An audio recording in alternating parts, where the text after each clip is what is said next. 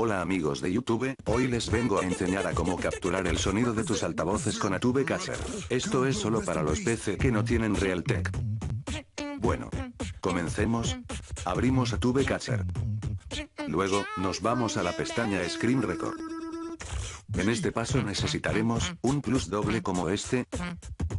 Este cable lo usaremos para conectar un extremo a la entrada de altavoces y la otra a la entrada del micrófono. Esto servirá para que todos los sonidos del sistema se vayan al micrófono.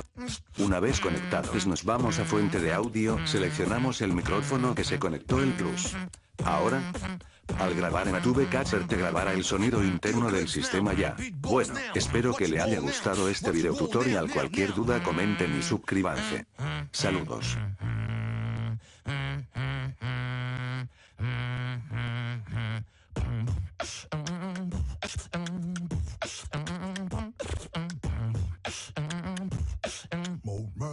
Mode murder, come